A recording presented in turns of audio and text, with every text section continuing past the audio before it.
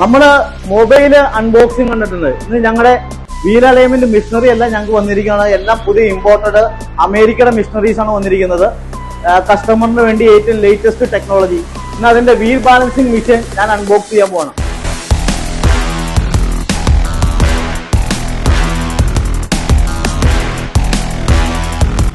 ഹണ്ടറിന്റെ smart weight pro എന്ന് പറഞ്ഞാൽ ഏറ്റവും പുതിയ അമേരിക്കയുടെ ഇമ്പോർട്ടഡ് മെഷീൻസ് ആണ് നമുക്ക് ഇന്ന് വന്നിരിക്കുന്നത് കസ്റ്റമേഴ്സിന് വേണ്ടി.